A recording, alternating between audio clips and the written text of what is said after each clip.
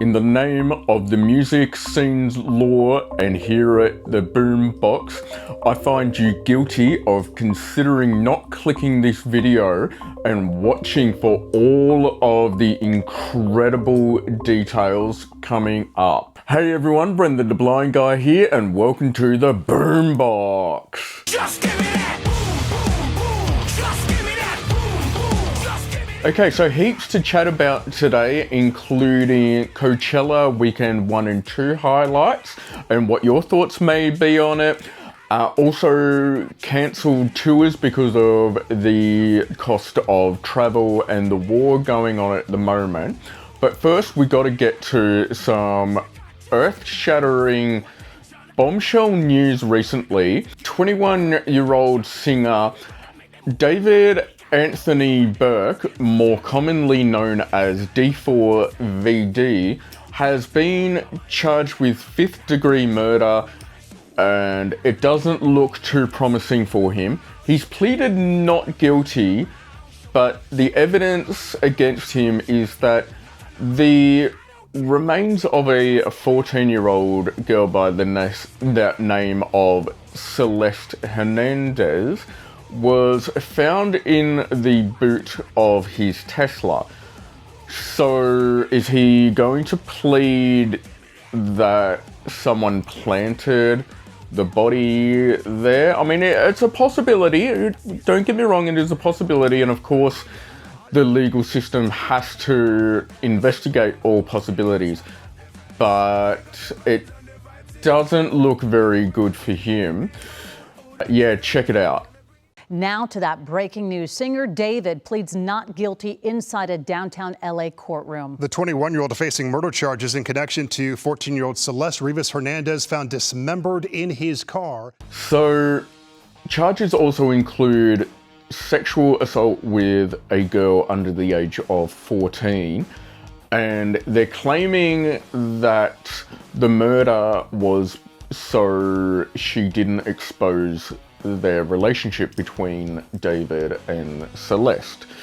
So a plausible theory, you know. Again, the evidence doesn't look good stacked up against him. So I'd love to hear what you think. Like if you've ever met him or been to a show and kind of did he seem a little bit not right, or you know, did he seem like a honest, down-to-earth guy? I'd love to hear what you think. So please add comments below.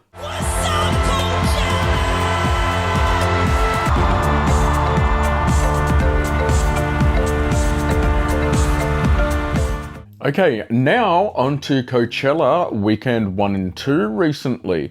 So Coachella this year was the fastest to sell out post-pandemic, which was absolutely incredible, and apparently got a combined revenue total of over $200 million for Weekend 1 and 2, which is like insane, $200 million.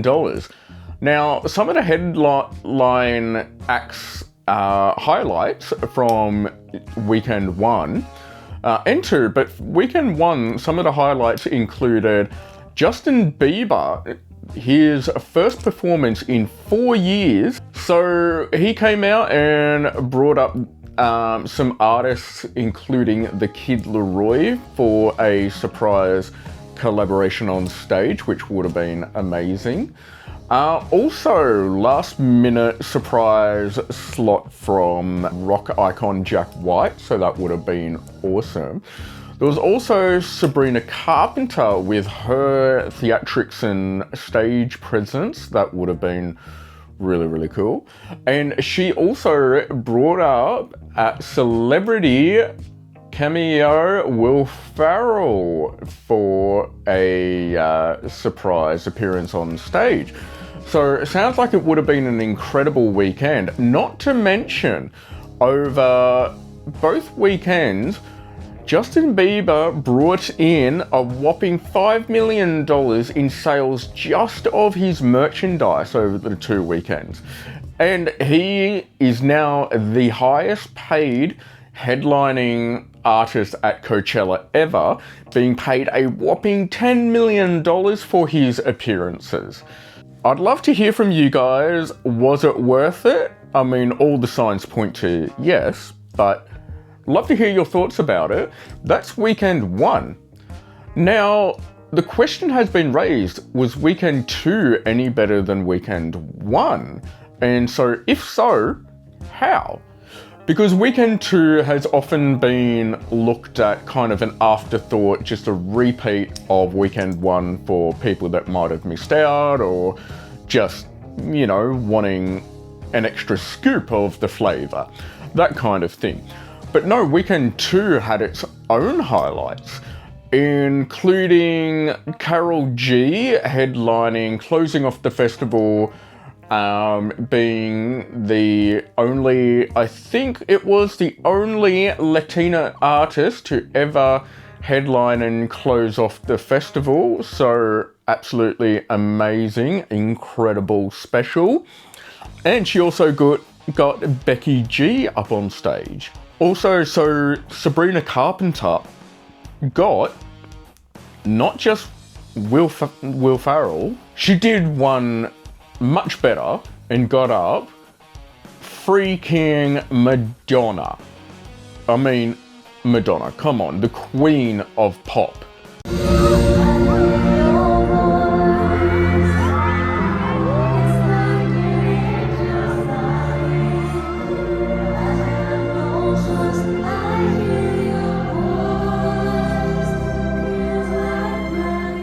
So Sabrina Carpenter getting Madonna up, that just would have like blown people's minds. Would have been incredible. And with Justin Bieber, who did he get up weekend 2? I mean, pretty hard to beat getting up the Kid Laroi from weekend 1. Well, weekend 2, he got up SZA and also, oh, you know, just Billie Eilish. So that would have been wow. Because it would have been really special for Billie Eilish, because apparently Billie Eilish got brought up on stage when she was really young, because she's a massive Belieber and adores Bieber, with him being the inspiration to her music. So again, I would love to hear what you think about weekend 1 and 2. Did you go to both weekends? What did you think? Or did you only go to one weekend? Or yeah, would love to hear what your thoughts are.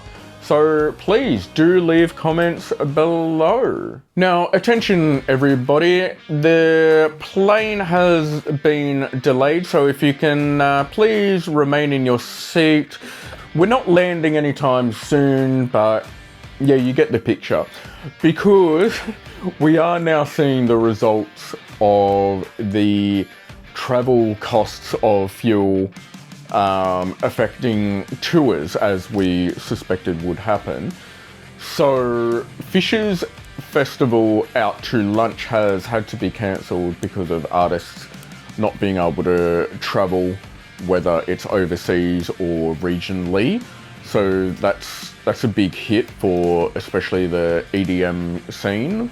On top of that, Swedish melodic metal pioneers Evergrey have had to postpone their first ever trip to Australia because of travel costs as well, and also air safety travelling around, you know, the Middle East.